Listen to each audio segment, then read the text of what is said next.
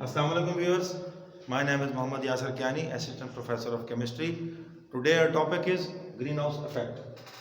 आज हम देखेंगे कि ग्रीन हाउस इफेक्ट और ग्लोबल वार्मिंग क्या होती है, किस तरीके से ये इफेक्ट क्रिएट होता है और इसकी क्या रीजंस होती हैं और इसके क्या असरात हो सकते हैं पूरी दुनिया के वेदर के ऊपर।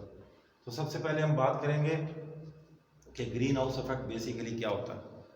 ग्रीन हाउस जैसा कि नाम से ज़ाहिर है, जब हम प्लांट्स की रैपिड ग्रोथ के लिए नर्सरीज वगैरह में ग्रीन हाउस बनाते हैं तो उसमें हम ट्रांसपेरेंट शीट लगाते हैं और एक क्रिएट करते हैं, एक टेंट टाइप जगह क्रिएट करते हैं, उसके अंदर हम प्लांट्स को लगाते हैं।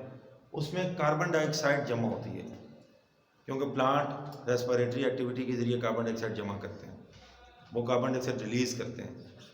कार्बन डाइऑक्साइड की एक प्रॉपर्टी है, कार्बन डाइऑक्साइड शॉर्टर वेवलेंथ्स को एब्जॉर्ब नहीं करती लेकिन लॉन्गर वेवलेंथ्स को और लो फ्रीक्वेंसी इंफ्रारेड को एब्जॉर्ब करती है। इस तरह एनवायरनमेंट में गर्मी पैदा हो जाती है थोड़ी सी, और उस वार्म और ह्यूमिड एनवायरनमेंट में प्लांट का जो फोटोसिंथेसिस और ग्रोथ का रेट है बढ़ जाता है। अब इसी तरह का कोई अमल ज़मीन पे होता है। हमारा जो एटमॉस्फेयर है अर्थ का, इसमें कार्बन डाइऑक्साइड की जो अमाउंट है बड़ी कम है, 0.035% है। This is a much smaller amount, but that amount is enough for plants to do photosynthesis. अब होता यूं है या हो ये रहा है कि we are constantly cutting the plants for our different life processes, for example for the timber, for furniture, for shelter we use the wood. हम वुड को यूज़ करते हैं, टाउन प्लानिंग करते हैं, जंगलों को काट के वहाँ पर नई नई हाउसिंग सोसाइटीज़ बनाते हैं और फिर रीप्लांटेशन नहीं कर रहे। That's why plants are called as the lungs of the nature. पौधों को इसलिए कुदरत के फेफड़े या लंग्स कहा जाता है क्योंकि they remove extra carbon dioxide from the atmosphere, they consume it in the process of photosynthesis and they release oxygen and water in the atmosphere, so they make the atmosphere more clean, more green. अब दुनिया में एक काम ये हो रहा है कि दरख्त लगाए कम जा रहे हैं और काटे ज़्यादा जा रहे हैं। दूसरी बात, दुनिया में पॉपुलेशन इंक्रीज बढ़ रही है, पॉपुलेशन इंक्रीज हो रही है। हर आने वाला नया जानदार, चाहे वो इंसान है या कोई और एनिमल है या कोई भी लिविंग ऑर्गेनिज्म है, वो कार्बन डाइऑक्साइड को प्रोड्यूस कर रहा है in the respiratory activity, oxygen को कंज्यूम कर रहा है। इसके अलावा जो कंबस्टन का प्रोसेस है, तीसरा सोर्स है कार्बन डाइऑक्साइड पैदा होने का, गाड़ियाँ, fuel, combustion,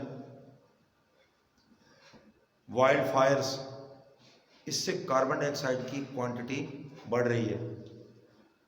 more over energy production के लिए चाइना और यूएस से ये कोल से बिजली पैदा कर रहे हैं। More than 70% of their needs they are preparing it और they are generating the electricity by burning the coal power plants इनके पास। इससे बहुत बड़ी अमाउंट CO2 की क्रिएट हो रही है। ये कार्बन डाइऑक्साइड क्या करती है, अर्थ के एटमॉस्फेयर में जब सनलाइट अर्थ के ऊपर पड़ती है तो अर्थ रेडिएशन को दोबारा एमिट करती है। Earth is just like other black bodies, it absorb the radiation, most of the radiation that fall upon it and emit back those radiations. अब कार्बन डाइऑक्साइड क्या करती है, ये रेडिएशन को ट्रैप करती है। लॉन्गर वेवलेंथ और स्मॉलर फ्रीक्वेंसीज की जो रेडिएशन होती हैं उनको, यानी इंफ्रारेड रेडिएशन जो हीट वेव्स होती हैं उनको ये रोक लेती है। शॉर्टर वेवलेंथ्स वापस चली जाती हैं। इस तरह अर्थ वार्म रहती है। इसका एक फ़ायदा ये है कि अर्थ बहुत ज़्यादा जल्दी ठंडी नहीं होती और बहुत ज़्यादा जल्दी गर्म नहीं होती। लाइक मून का एनवायरनमेंट नहीं है, तो moon is a natural satellite of earth, तो वो दिन के वक्त उसका टेम्परेचर बहुत हाई हो जाता है, रात के वक्त बहुत लो हो जाता है। दूसरी तरफ अर्थ का एक एवरेज टेम्परेचर है पूरे ग्लोब का, मिनिमम और मैक्सिमम को जमा करें तो फर्ज करें वो एवरेज टेम्परेचर 15 डिग्री सेंटीग्रेड है। अब Aahista Aahista carbon dioxide concentration बढ़ रही है, एक्सपोनेंटली बढ़ रही है। मैंने आपको सोर्सेज बताया किन सोर्सेज से कार्बन डाइऑक्साइड पैदा हो रही है, और उसको कंज्यूम करने का जो सोर्स है प्लांट, उसे हम खत्म कर रहे हैं। यानी कार्बन डाइऑक्साइड प्रोडक्शन के सोर्सेज बढ़ रहे हैं दिन ब दिन, और कार्बन डाइऑक्साइड को कंज्यूम करने वाले सोर्सेज को हम डिप्लीट कर रहे हैं, वो वैनिश हो रहे हैं। इस तरह अर्थ का एवरेज टेम्परेचर ऑलमोस्ट एक अप्रॉक्सीमेट अंदाजे के मुताबिक 0.1 डिग्री सेंटीग्रेड पर डिकेड इंक्रीज हो रहा है, यानी 100 सालों में 1 डिग्री सेंटीग्रेड। तो पानी के पिघलने के लिए, बर्फ के पिघलने के लिए जो आर्कटिक आइस है, पूरे का पूरा एक कॉन्टिनेंट है जो कि आइस से बना हुआ है, वो आइस जो लाखों साल से बनी हुई है, अब वो मेल्ट होना शुरू हो गई है। जब ये आइस मेल्ट हो जाएगी तो जो सी लेवल है वो रेज हो जाएगा, बड़ी वेव्स बनेगी, जो हम पहले छोटी वेव्स बनती थी, ज्यादा पावरफुल सुनामीज आएंगे, अनएक्सपेक्टेड क्लाइमेटिक चेंज आएंगी जिन्हें अल नीनो कहते हैं। ये सारा ग्लोबल वार्मिंग की वजह से होगा और हो रहा है, जिसके नतीजे में कई कोस्टल एरियाज अंडर वाटर आ जाएंगे। कई ऐसे कंट्रीज हैं जो आइलैंड्स के ऊपर हैं, उनका बहुत सारा एरिया समुद्र के अंदर आ जाए, कई तो सफ़र हस्ती से ही मिट जाएंगे। आने वाले 100 सालों में जो नए नक्शे बन रहे हैं उनके ऊपर तो वो कंट्रीज है ही नहीं।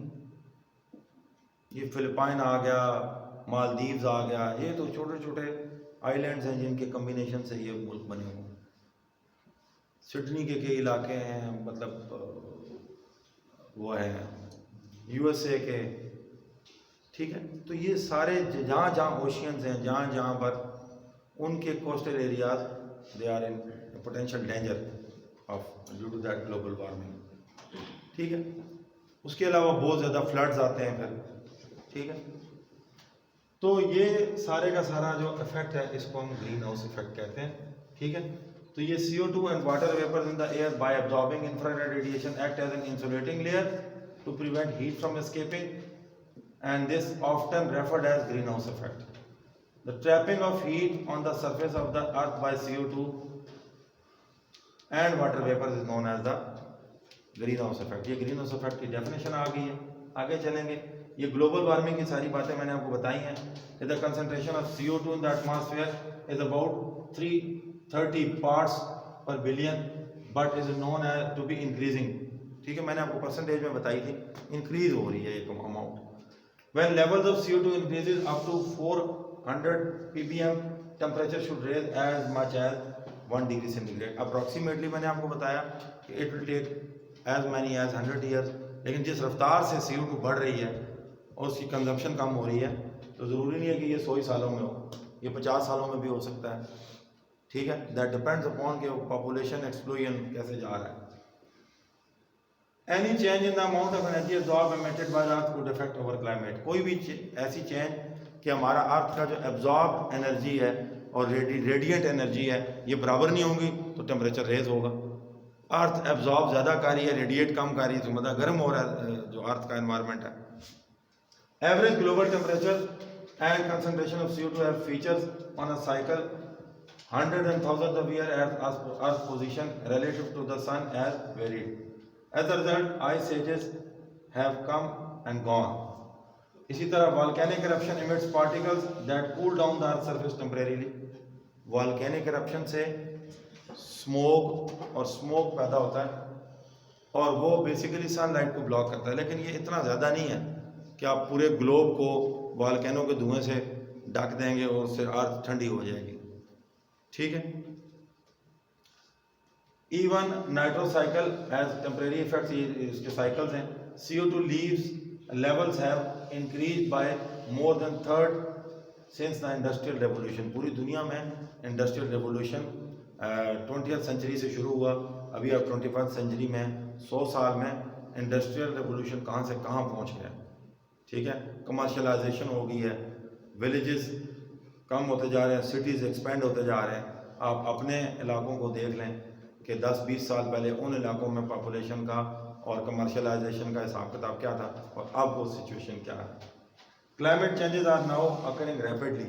अब क्लाइमेट चेंज होता है, नए नए रिकॉर्ड बनते हैं गर्मियों के, सर्दियों के नए नए रिकॉर्ड बनते हैं और अजीब व गरीब किस्म की मौसमियाती तब्दीलियाँ या अनएक्सपेक्टेड क्लाइमेटिक चेंज आती है। ठीक है, जिस सीज़न में रेन को एक्सपेक्ट नहीं किया जाता वहाँ पर शावर्स होते हैं, जिस सीज़न में स्नोफॉल एक्सपेक्ट नहीं होती वहाँ स्नोफॉल हो जाती है, जिस सीज़न में फ्लड एक्सपेक्टेड नहीं होते वहाँ फ्लड्स आ जाते हैं। तो ये इसको अल नीनो कहते हैं। अच्छा, even of the 12 hottest years are between 1995 and 2006। दुनिया की तारीख के गर्म तरीन 12 साल जो हैं 1995 से 2006 तक थे। ठीक है जी। अब ये यहाँ तक बात थी ग्रीन हाउस इफेक्ट की। अगला हमारा टॉपिक होगा ऑटोमोबाइल एंड पॉल्यूटेंट्स और कैटालिटिक कन्वर्टर। तो इस पे हम अगली वीडियो में बात करेंगे। आई होप आपको आज का लेक्चर समझ आया होगा और अगर आपको इस लेक्चर में कुछ सवाल जवाब आपने करने तो ज़रूर कमेंट करें और अगर आपको वीडियो अच्छी लगे तो मेरा नहीं ख्याल कि लाइक का बटन दबाने में कुछ ज़्यादा ज़ोर लगता है और थोड़ा सा और ज़ोर लगाएं तो घंटी के बटन को भी दबा दें और सब्सक्राइब बटन को भी दबा दें। मेरा नहीं ख्याल का कोई बहुत बड़ा फ़र्क पड़ जाता है, बहरहाल आपकी मर्ज़ी है। ठीक है, अपना ढेर सारा ख्याल रखिएगा, दुआ में याद रखिएगा। अल्लाह हाफ़िज़।